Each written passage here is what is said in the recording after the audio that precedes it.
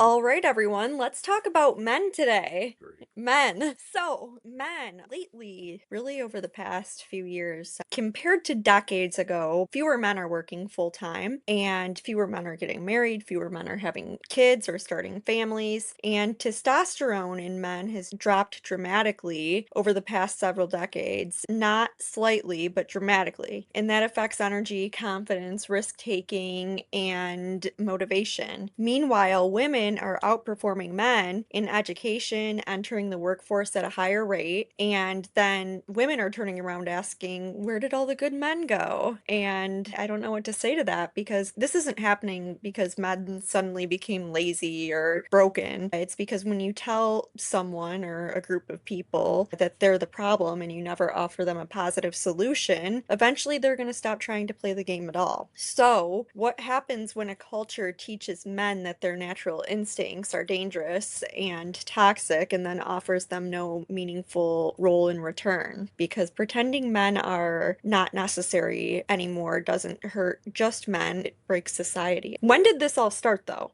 Oh, it goes back to, probably the 60s and 70s with the feminist movement.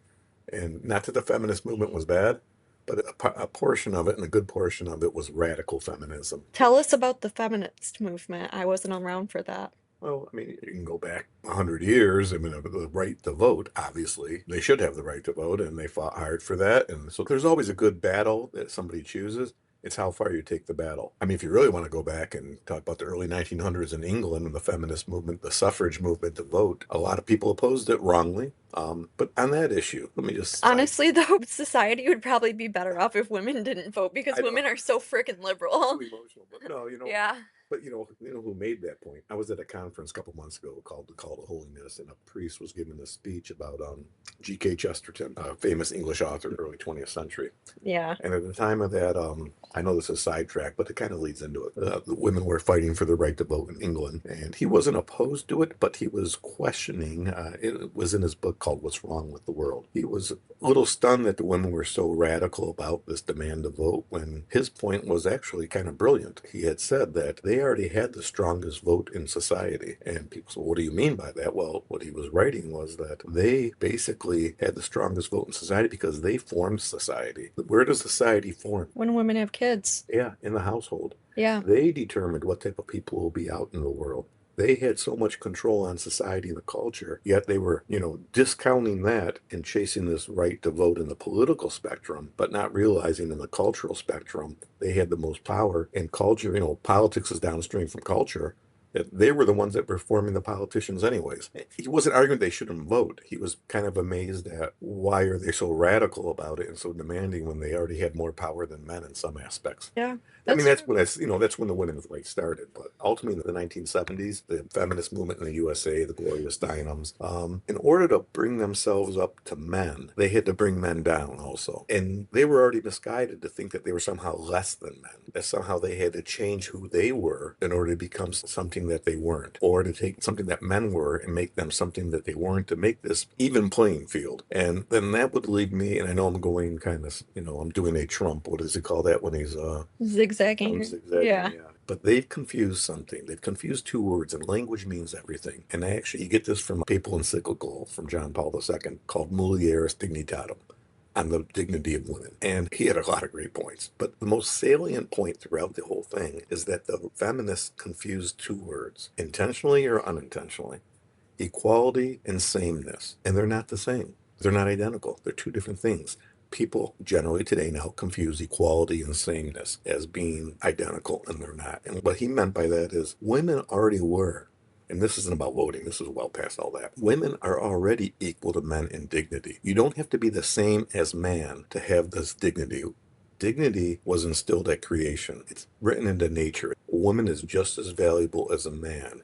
She does not have to walk away from her roles that nature basically built into our DNA. She Mm. doesn't have to walk away from what she is best at to be good at something else. Can women be as good as a brain surgeon as a man? Absolutely. Can be better. Can women be a better accountant than a man? Absolutely, even better. But the one thing, this is a compliment to women. The one thing that women have by nature is the ability to nurture. and emotion. Also, they're the authors of life in a sense, behind Oops. God, because they bring life into the world. So they were competing to have something, accomplish their dignity through work when their dignity is already inherent in who they are and what nature made them. But in order to just leave that and go after it, they want to be even with men. And that's where I think the whole system is off kilter. They're already equal to men, but they want to be the same as men.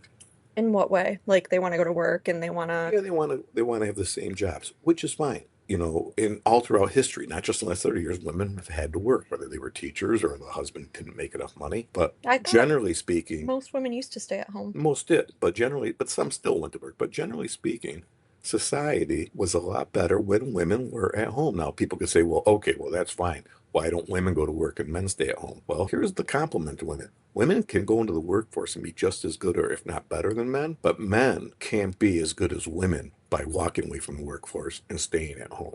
Actually, women have that in their nature to be better at the local level, the core unit of society, which is the family. A man can't do it as good. Can a man do it? Yes, but that might be the exception, not the rule. But women in general, are better caregivers, nurturers, emotional guides. I They would are the ones that form future citizens, and they are very good at it.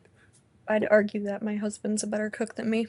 No, that's not what I'm talking about. Okay. Nurturing isn't about cooking.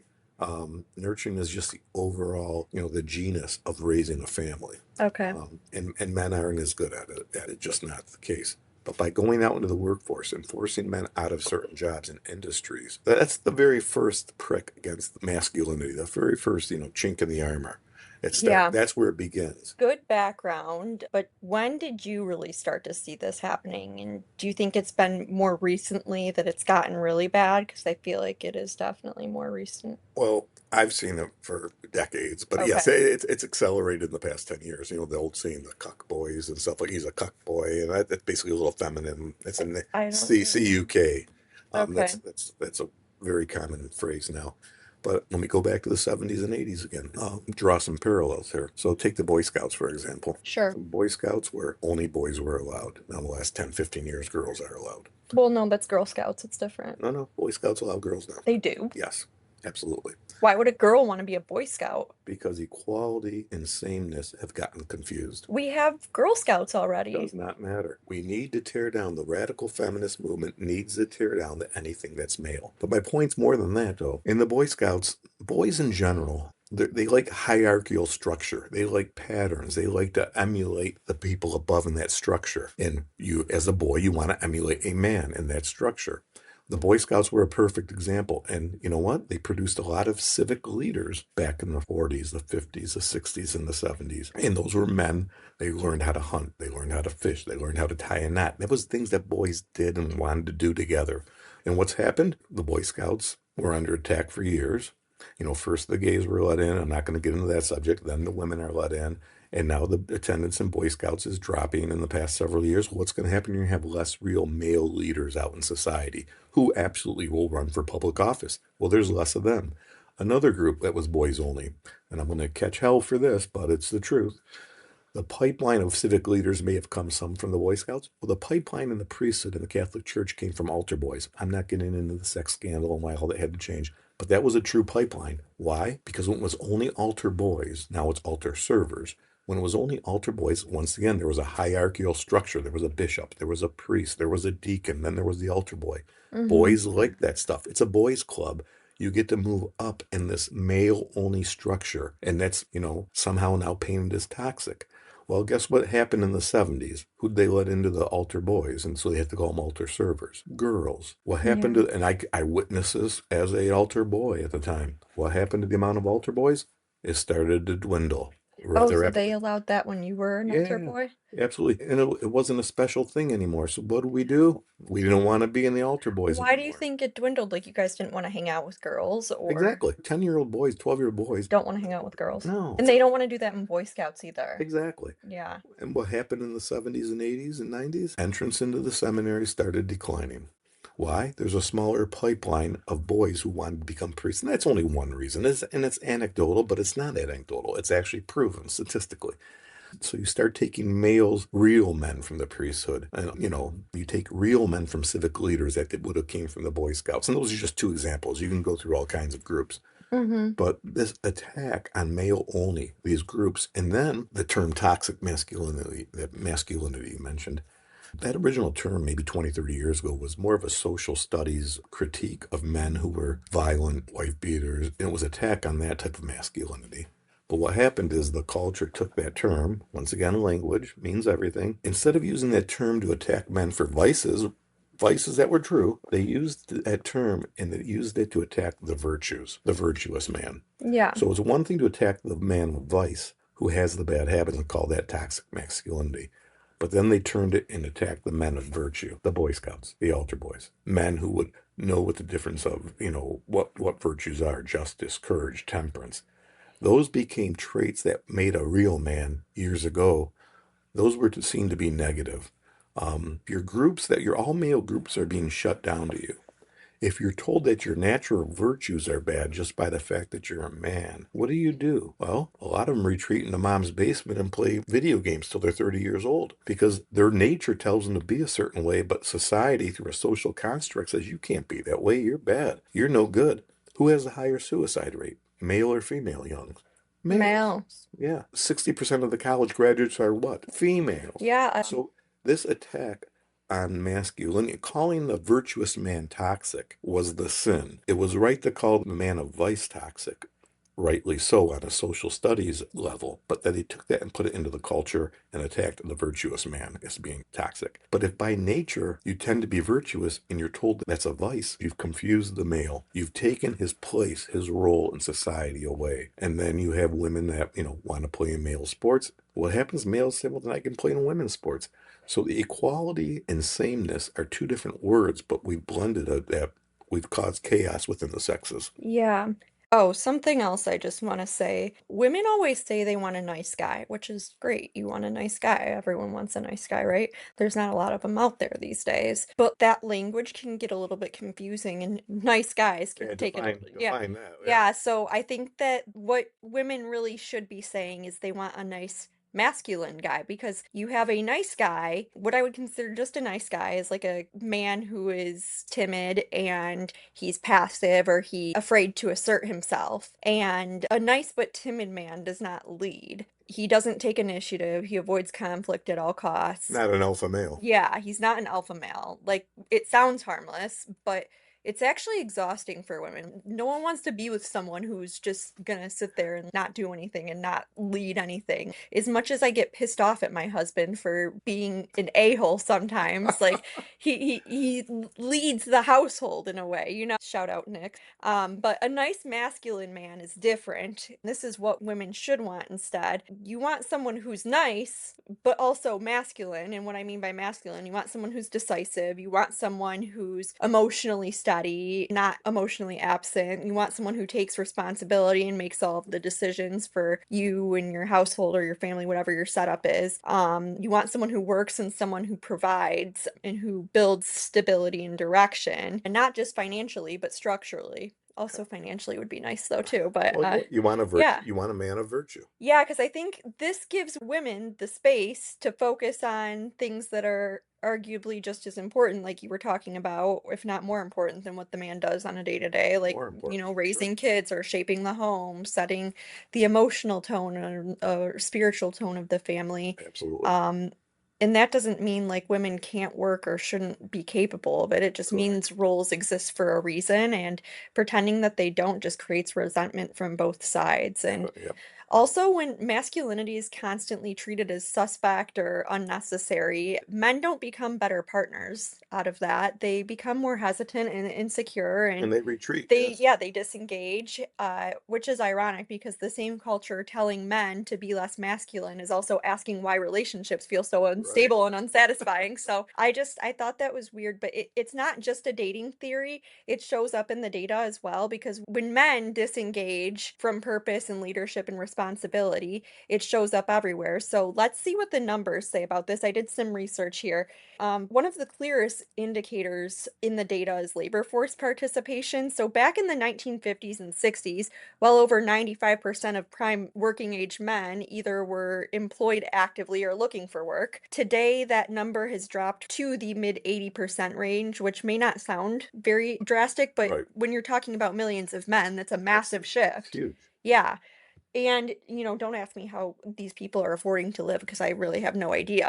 But work used to be central to male identity and purpose and contribution and responsibility. So when that drops by, 10 or 15 points, it doesn't just affect paychecks, it affects how men see themselves.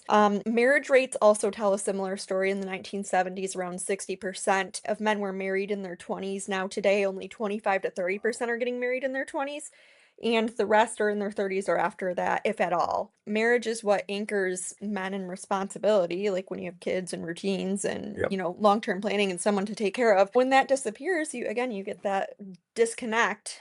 Education, I think you had mentioned this, that's another major shift. Women now make up nearly 60% of the college students and they earn a clear majority of degrees. Women succeeding isn't the problem, but men falling behind drastically without anyone being concerned is kind of a problem. That's crazy to me. Lastly, there's strong evidence that the average testosterone levels in men have declined as much as 20 to 20, yes, 30%. 25%, I bet, Yeah, yes. over the last several decades. So this matters again because testosterone affects motivation, confidence, assertiveness, and all of that stuff. So I guess what do we do to fix this? Or what do you do if you're a parent to a male right now and you're like, well, I want to send my kid to an all boys group or something so they can learn how to be a leader, but there is no all boys groups anymore. Boy Scouts lets girls in or whoever, or transgenders in. Like, what do you do? Well, unfortunately, it becomes available only to those with money. You can find a Catholic high school that is all boys, possibly, Yeah.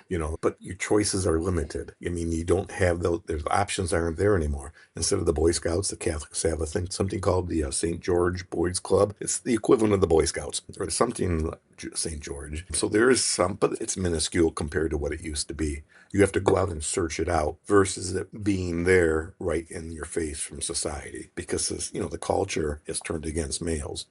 So no, you don't have a lot of options. And even within the home, the economy dictates that both parents are working. So you send your kids to a daycare when they're young, then you send them to a public school system where they influence them with the woke culture. I mean, these young men don't have a shot anymore. And then you'll hear the liberal politicians say, well, men are still dominating. There's a pay gap. Yeah, there is a pay gap. But I don't again, know. I make just as much but, as my male but, colleagues. but statistically, there is a pay gap, but they never tell you why there's a pay gap. Okay. The pay gap exists for a couple of reasons. Number one, if you took non married women with no children and put them up against non married men, no children, guess what? There is no pay gap. The pay gap exists because the women that do have children will leave the workforce for a few years.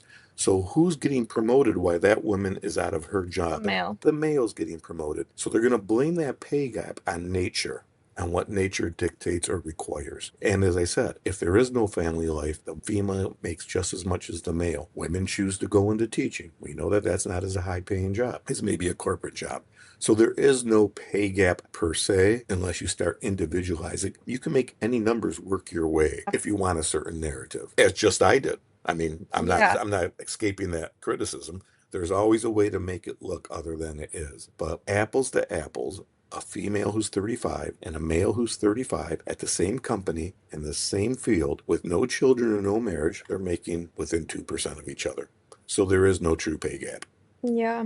The woman who leaves the workforce for 3 years with a partner at work who was the same age but male, when she comes back to that company, yes, he's been promoted and had 3 pay raises possibly. So of course he's going to be making more. It's not an anti-feminine. It's not an anti-woman policy. It's like we're going to pay women less. It's Hmm. the way things work out. Yeah. But yet, we're going to keep attacking the male and well, he makes more. They have better options. No, not at all. If anything, the male's being attacked from every direction. They're being attacked at work. They're being attacked in Hollywood. I mean, watch these movies nowadays. My gosh, you see these females doing these physical karate moves and jujitsu, and they're Hmm. beating up 5 guys at once. It's pathetic. Yeah. Let's just be honest and say a male has more muscle density and is bigger and stronger than a female. Hmm. Is there women that can beat the hell out of me? Probably yes. But you know what though? The exception does not prove the rule. Yeah. Okay? The rule is men are stronger. Men are, and so Biologically speaking. exactly. And so when you see these men who have been beaten down to effeminate status, now they want to play in women's sports. Once again, equality does not mean sameness. Equality means girls like sports, they're equal to men. Yes, girls can have a softball team, men can have a baseball team. Girls can have a volleyball team, boys can have that's equality. Mhm. What they want is sameness, to put them in the same locker rooms, in the same teams. There's a difference. And the radical feminist movement is trying to blur the line between equality and sameness. And what that Mhm. has done, there was one group that they perceived to be up here and one group down here. Well, if you're going to bring that group up, another group's got to come down. The men are paying the price. And the sad part is that group was never down here and they were never up there. We're equal in dignity, and leave it at that. And let us have our differences. Let men be different from women. Let women be different from men. I mean, and I'm not getting into the subject morally. I'm just saying, when we talk about marriage, the church teaches the gift of self, okay? Women have Mhm. certain gifts that they can give to men. Men have certain gifts that they can give to women, emotionally, spiritually, and yes, physically. And that's why the two become one. They complete each other, okay? Mhm. With what I lack, my wife brings to me. What she lacks, I bring to her. Together, we are one. When you blur the sexes, you blur sexual orientations, and you blur all this, well, two men can't give the gift of self to each other what they already have in a marriage, and two women can't do that. Or, and Mhm. I'm getting into that subject. I know that's not what that's about. Yeah. We have blurred the line on sexual orientation, on roles of the sexes in society, that we don't, basically, as a society, we don't really know the hell we're doing anymore. Yeah. Yeah.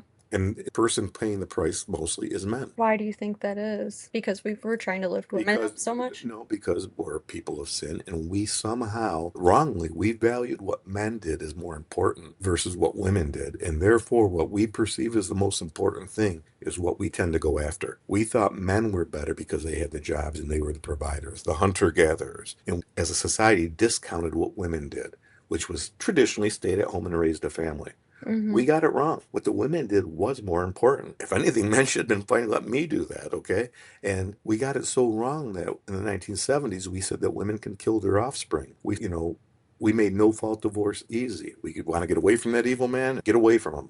We destroyed the home, and then we sent our kids out. We shopped them out to daycare centers. We didn't pay attention to the schools. And as I said, not just men are paying the price, the whole society is paying the price. No one can give an argument to say we're better off morally or spiritually today than we were 40 years ago. I know they'll come back and say, oh, there was forced abortions, there was rape that weren't reported. There has been sin since the dawn of man. Okay? Yeah. Committed against men, committed against women. It's which ones you want to focus on to put out your narrative is what wins the day, I guess. Yeah, that's pretty crazy. I never thought about it like that. But in order to do anything first, if you could break the family, then you had it all. You could do whatever you want. And I'll be conspiratorial or whatever. But that is the communist game plan. Destroy the family and destroy the church, and you got society just the way you want it. When do you think it'll be totally destroyed? Because I mean, it's already pretty bad It's right pretty now. bad right now. Unfortunately, it'll probably be settled by violence. I mean, there is no middle ground on this anymore, on all these issues. Yeah. But you have to have hope. Hope is one of the cardinal virtues, and you got to pray, you got to fast, you got to teach your children, and people need to be involved at the local level. Council meetings, school board meetings, church group meetings, because a lot of churches have gone sideways. The Catholic principle of subsidiarity applies to the local level. And what that is, the decisions that you can make as individuals that affect you the most and that are small decisions are sometimes the most Like important decisions, example. like how you raise your family, basically. That shouldn't be left to the state because the state does try to dictate. You get into countries like Germany and Western Europe, you can't homeschool your kids. You're not allowed to. Okay. Subsidiarity, the Catholic principle of subsidiarity is basically what you can control and that affects you, you should do at all times and never turn that over to a higher authority. Okay. In Yeah. other words, the state, but the liberals, if they can destroy all local decision making and move it up the ladder to a more central authority, and they control that central authority, they control society. They control the federal society, they control the state society, they control the county society, they control your home and your household. And they cannot have a family of strong faith, strong morals that believe in a higher power. There's the old Greek philosopher Protagoras They're all known for like one line or whatever, but his line was, man is the measure of man. If they can convince everybody that man is the measure of all things, well, then they won. Because in a small home with family of faith and morals, man is not the measure of man. God is the measure of man. We live up to that measurement. But if they take that measurement away, they can destroy that measurement. Then Protagoras is right. Man becomes the measure of man.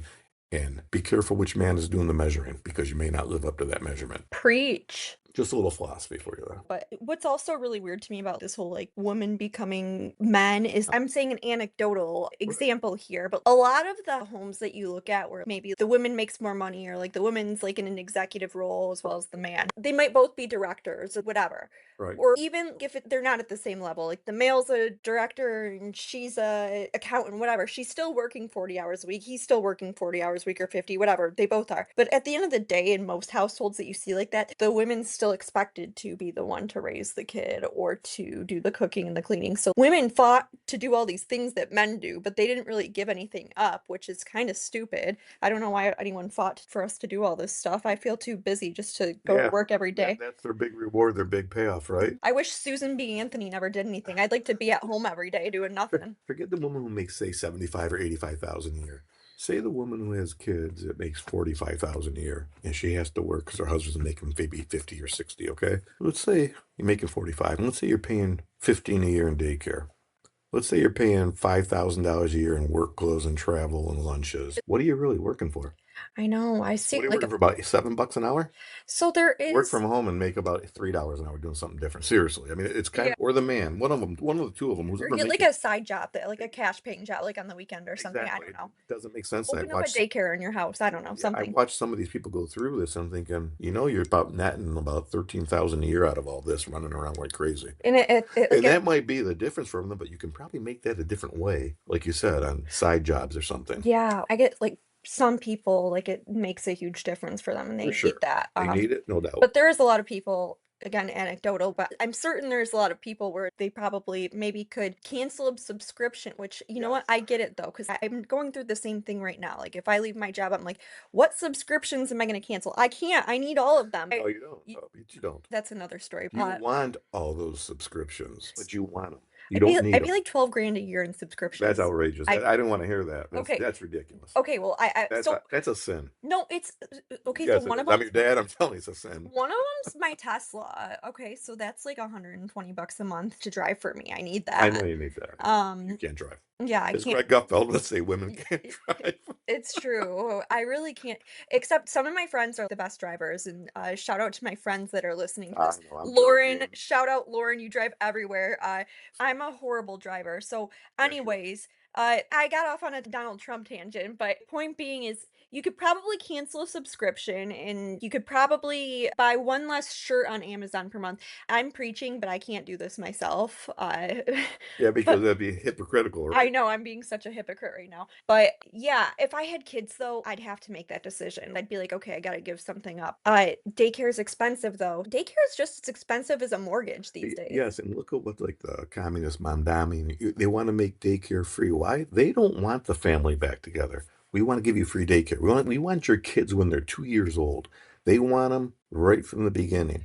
It's in I see. We need to have a whole other episode on this. Maybe this will be the next episode if no other major news or anything comes up in the next time. Because, like, again, I'm not stupid. I don't want communism, but like, how will that fail? Like, okay, from the perspective of like family, but like, isn't that good though that we have free daycare? Because why. daycare is getting outrageous. Why should Let's someone pay $3,000 a month to send two kids to daycare? okay. Why should the person with no kids pay for your daycare? Should you pay for their entertainment, their Netflix subscription? You just said people got to have their No, subscriptions. Well, then you know of what? course. Why should they? But Why should they? so New Yorkers were paying just as much taxes as before anyways, so Well, so that makes it right. well, where was the money going before? On something else pointless? We already pay Yes. so much in No, you know what it's taxes. going before? When the government gets involved in all these programs, they just keep taking money and it's not accounted for. So people say, oh, well, they're taxing us anyways. No, how about this? How about I have two or three, four, five kids? I take care of them myself. How about I don't ask my neighbor to pay for the daycare of my children? I How agree about that? 100%, but give me an argument, and I'm doing this just because I know other people will, I'm not saying it, but give me an argument. Why is it bad for society? Why is it bad that Jane Smith isn't paying $3,000 a month for daycare? She's saving money and she can go to work and she can have a job and they can finally afford nice things. What's wrong with that, I guess? Like from a Either. societal perspective, what is wrong with that? And what's going to be the consequences of that from an economic perspective? How about the moral consequences of shipping your kids out when you're supposed to be responsible for them? First, forget the money issue.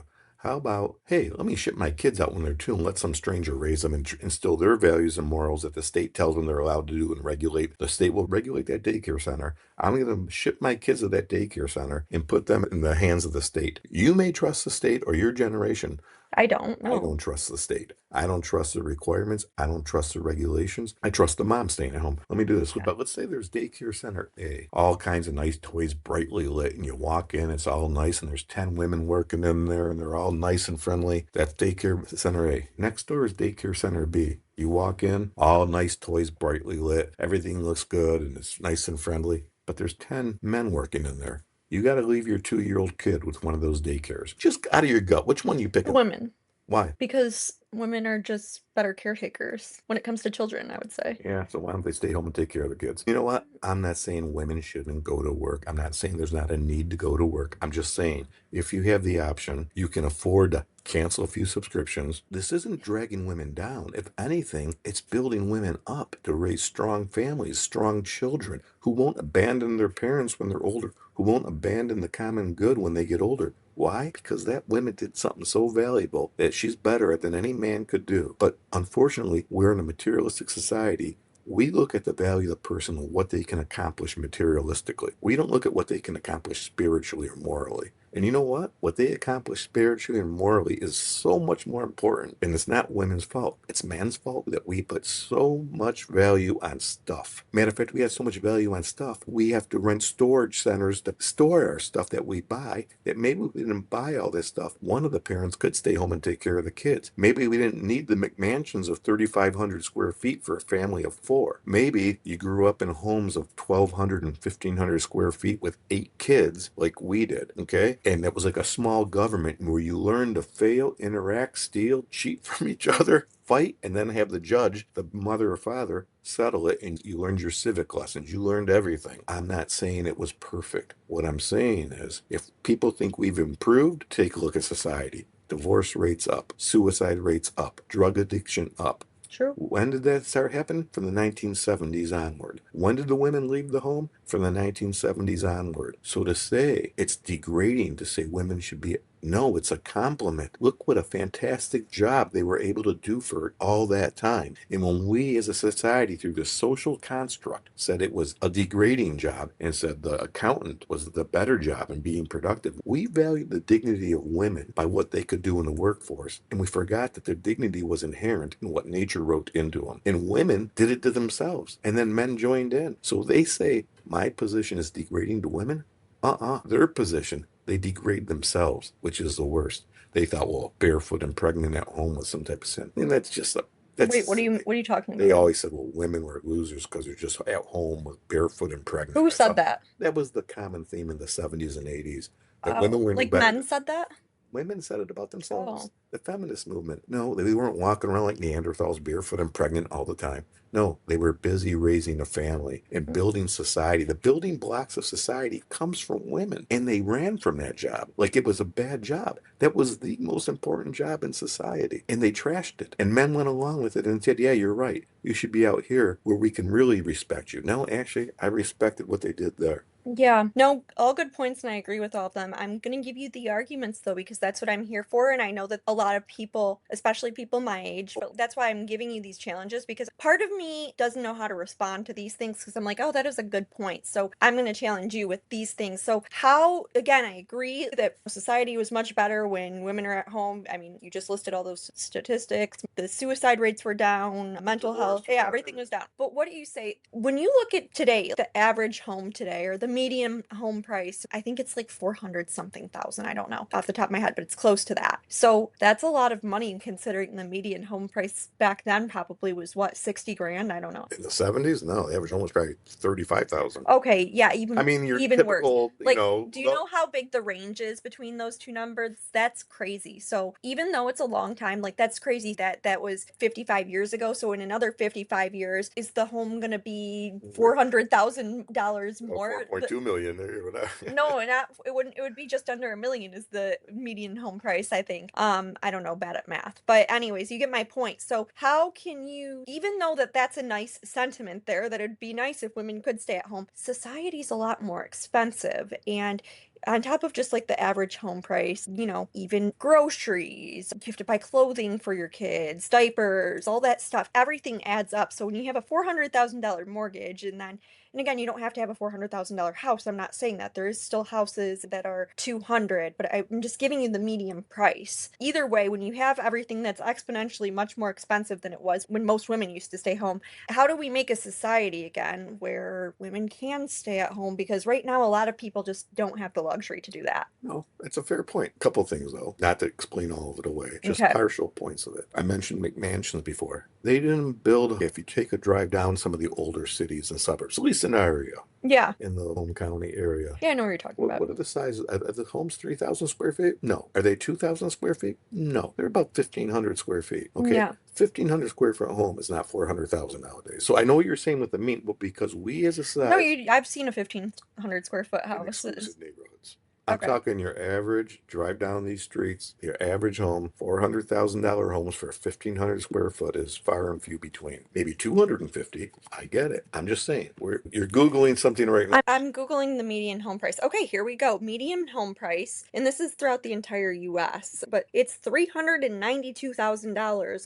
That's a Okay. lot of money. Okay, but you're not listening to what I'm saying. I understand that because we as a society chose to build these homes that were 3 times the size of what we all grew up in. We decided that if women went to work, this is where the corporations sometimes can be a little bit evil. When there was more money in a household, and there's 2 incomes in the household, they can sell us more stuff. They can charge us more. Okay. True that. Supply and demand. Okay. And it's just, there's so many factors.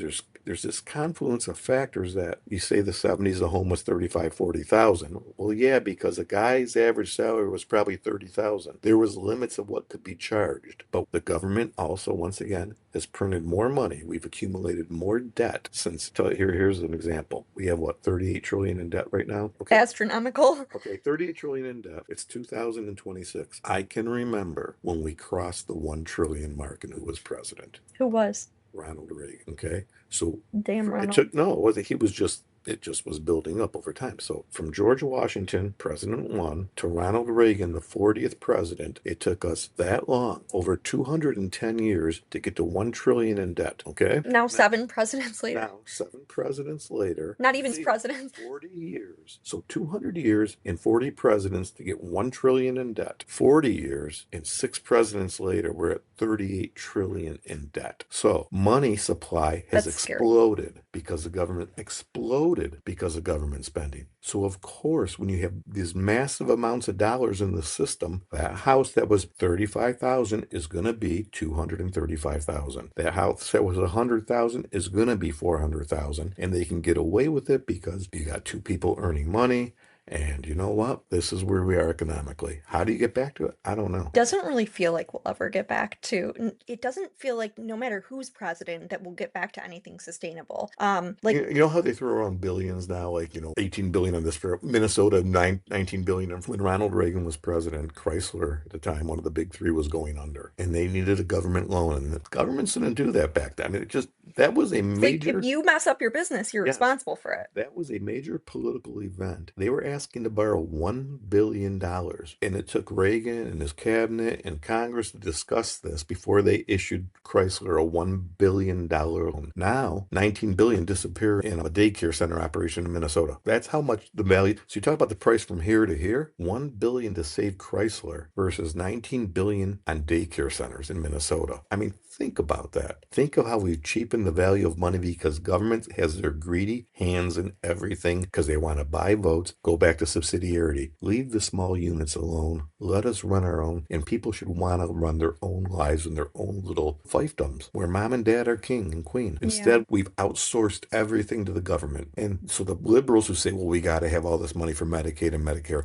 in a way, they're right because we surrendered our personal autonomy to the government a long time ago. And once you do that, you're now a victim or a slave or a prisoner of the government and their policies. And it should have never come to that. Well, this isn't a very hopeful message for any young men There's always listening hope. out there. Always hope.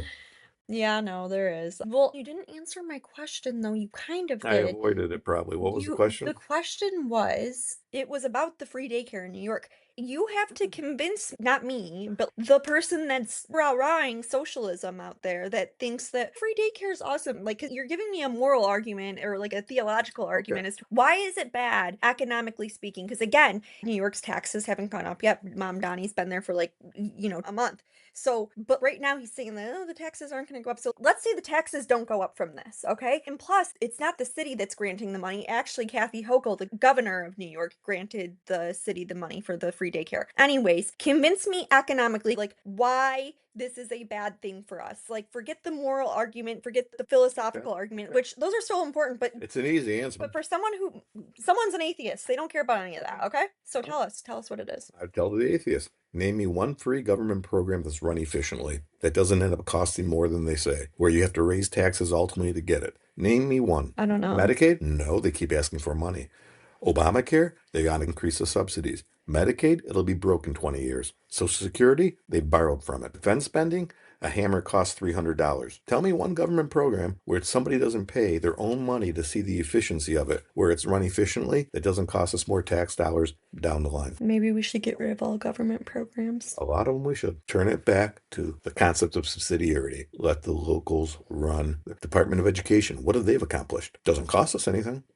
That's another We, episode, we, yeah. we send $1 to Washington, they send us 80 cents back. How is that a good deal? Because we pay for an administration at the federal level? Well, take the New York daycare. It's not a federal, it's a state, it's a city, it's citywide. Ultimately, it's still a free program administered by the government.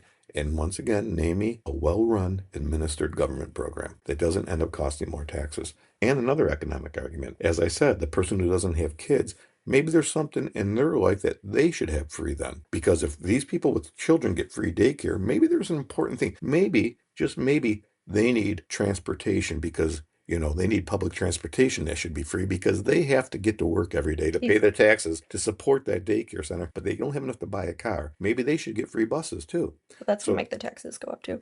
And he is gonna do free buses, he says. okay, so where do you stop with the free government programs? Who gets to say, well, I have a vested interest because I'm doing this activity that should be paid for because I got to pay for that activity? How about government stay the hell out of as much as possible? But, and besides the economic argument, what government paid for place runs efficiently that you would have confidence in leaving your kids? I mean, look at some of these. Like, that's what I'm saying. I was just going to say, look at the schools. You're really happy with what they've done? Look at our test scores nationally across the world in the past 25 years. Now, they've always been free, but it's weird. We brought the Department of Education in 1979, and test scores have dropped dramatically since the federal government got involved. Instead of the local level, that subsidiarity running the local way of doing things. Anytime you get a top down approach on any program, it's not going to be efficient. It's not going to be efficient as far as performance wise or monetary wise. It just doesn't. I don't know why. I don't have the answers, but statistically, it never works out that way. I understand. I think that's a good answer. Unfortunately, I don't think it's a good enough answer for a lot of No, the it's not. No, I agree with you. They won't accept that. yeah. It's not acceptable because I just would love to know all these people. Name me one socialist nation that has done well. They say Denmark and Switzerland. Like I said before, if Denmark and Switzerland had to defend themselves and not have the U.S. paying their defense budget for the past 50 years, I wonder how much money they would have. Aren't they paying more now though Yeah, because and of that's Trump? why, of course, and they hate Trump. Why? Because they got to pay a little bit of money. Well, how is that working out in their economy? I don't study the economics, but the Okay. bottom line is for 50 years, they got a free ride. Okay. You can do a lot with a free ride for 50 years. All right. 80 years since World War II. Well, we kind of went off on a tangent about like the men versus women, but it's all related, right? It's all related. Yeah. Absolutely. So So, what do you tell to all the young men? How do they become masculine again? They Make America masculine again, mama. pretty good. Yeah, that See, was unplanned. and Mama had a big part of that because she used to raise them. You Okay. know what? I would teach men like when I taught in the Catholic high schools. Yeah. I taught about the virtues, how to be a virtuous man. There is a famous author, What's a virtuous man? Define a that. man of virtue. Okay, so let me tell you what a virtuous man is not first. Let me use C.S. Lewis, famous author, right? Do you know that C.S. Lewis, did you know what day he died on? November 22nd, 1963.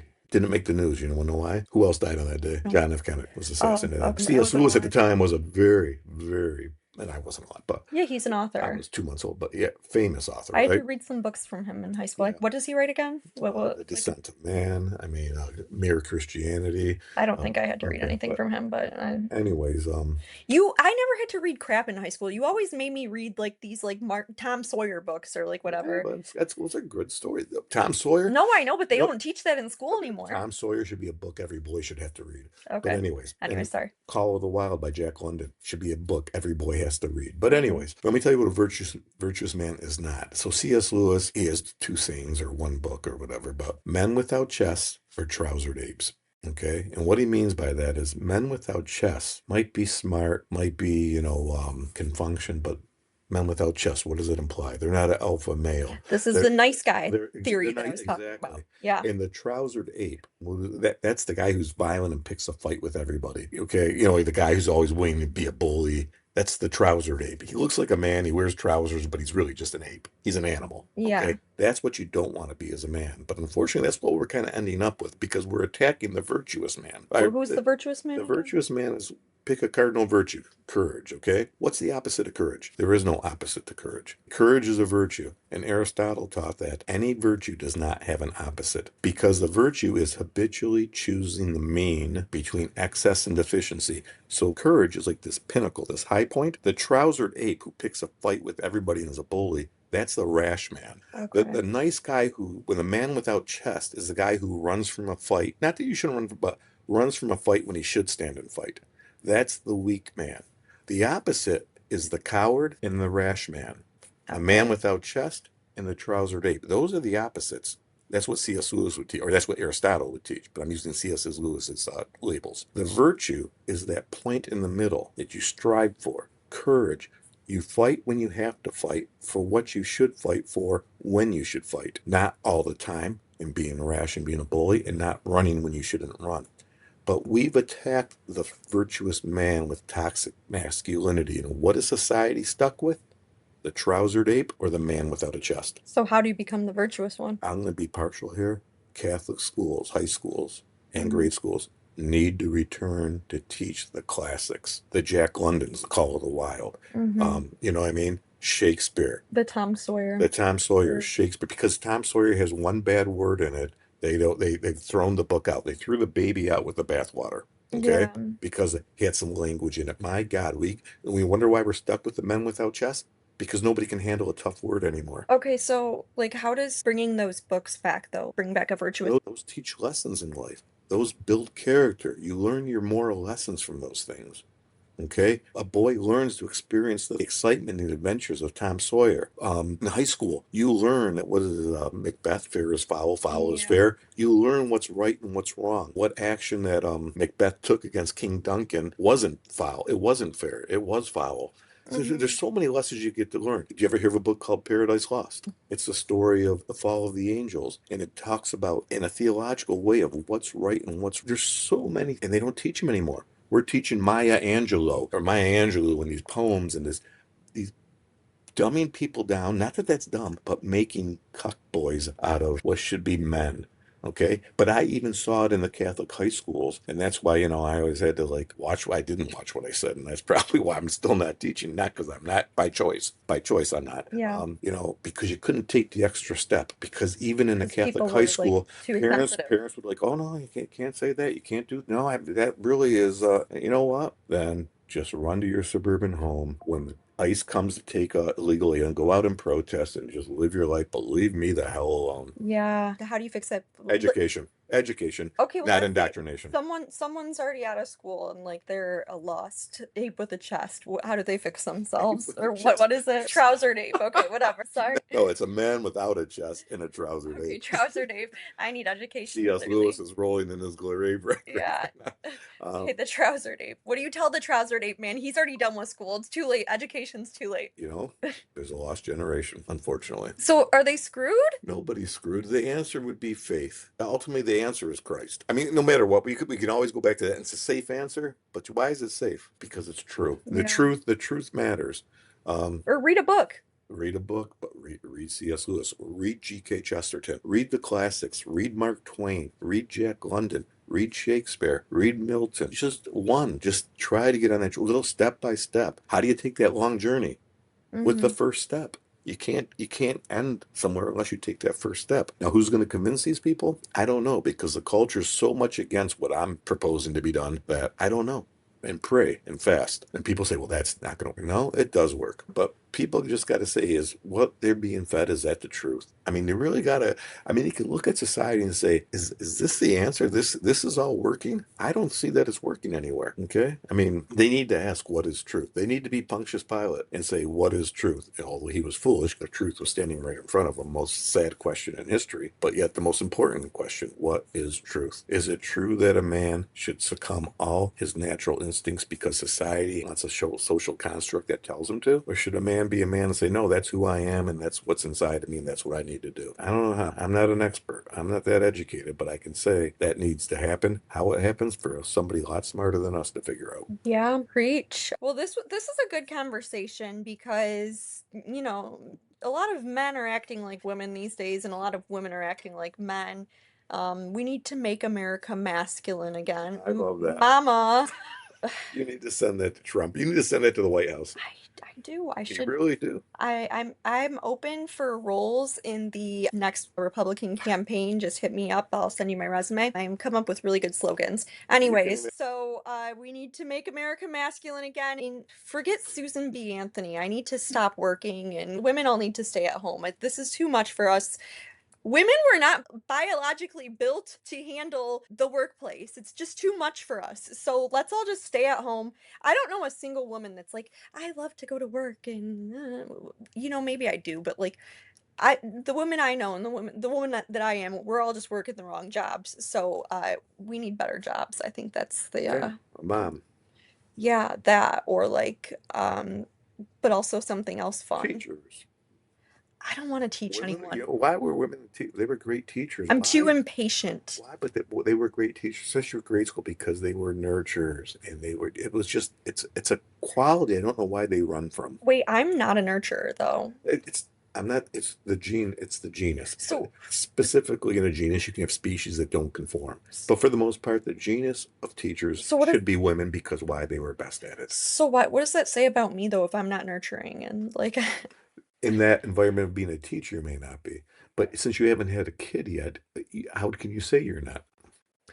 I'm nurturing to Weenie, my dog, Well, there you go. It but just carries over to a human being. And when you have a child, you'll see that. It's not even something, and that's the problem. I got to study it, figure out how to do it. What did the cavemen? What do you think they had to? They just did it, as does mm, everybody. okay, well, anyways, I'm gonna be the next anti-Susan B. Anthony. We're all gonna quit our jobs and we're gonna go back home where we belong. And also, we shouldn't vote anymore. That's controversial, but there's too many liberal women out there and you're I'm not ruining going to argue with that one. society. Yeah, we're ruining society. Before we end the episode, why are women so liberal? Like it's statistically true. Women are more liberal than men. Why? I don't think they're liberal. I think They are. yes, on the political voting, but they're liberal. I think, and this is a guess. Women are more emotional, and that's not a bad thing. That's a good thing. That's what And built a lot strong of the families. and a lot of the And you can liberals' tug, policy and are you can identity politics, which are exactly, emotional exactly. You policies. tug at the heart all the time. That's what they do because it sells.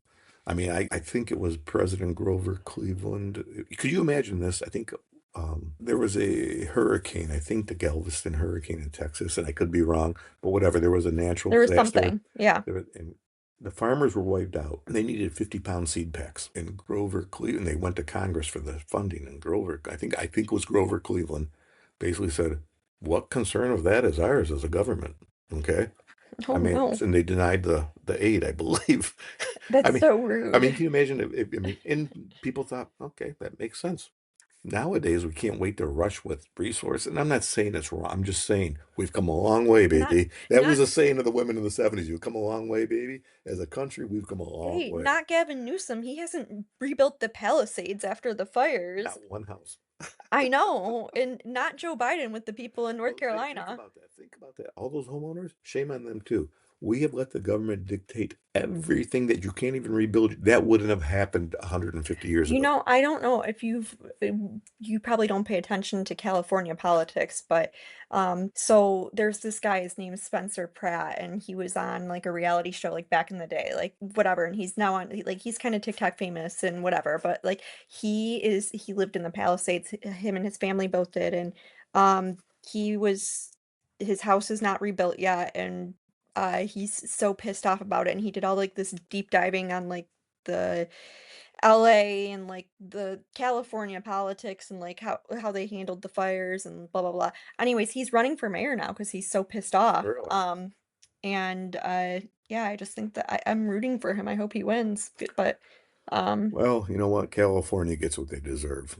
I'm sorry. Just like Minnesota gets what I mean, ultimately, politics is downstream, upstream, whatever from culture. The culture's rotted. Guess what? Your politics are going to be rotted. And, yeah, and we're all prisoners of that system. I'm not saying them only. I mean, everybody look at, Michigan here, Big Gretchen. I mean, I haven't personally been affected by Big Gretch besides COVID when she made me stay in my house, but Right. That's other what I'm than talking about. that, Yeah. yeah, that was not Why a her good time. husband wanted to go out boating and stuff like that. Yeah, I think that was in Elk Rapids, right? Yeah. Yeah. All right. That's that. Let's be more masculine again. Sorry for the tangents today, guys. But thanks for listening. If you guys ever want us to cover anything or a specific topic on the podcast, you can email us. You can even comment on our socials. We'll always respond in some way, shape, or form. So if you ever want to reach out to us, if you ever want to comment, if you ever want to reach out to us with any topic suggestions that you want to hear about, if you have any specific questions that you want us to cover on the podcast, you can always email us. Email will be linked in the description, as I said. You can also comment on our socials. We'll either respond directly on there or we'll respond through our segments at the end of every episode. Um, we will not be having a segment on this specific episode today. Because we're double recording, but we'll respond in next week's episode to any comments that you guys have on. So that's that. Thank you guys so much for tuning into A Girl and Her Dad. Don't forget to follow and subscribe, give us that rating, and we will talk to you guys next week every Monday. Over and out.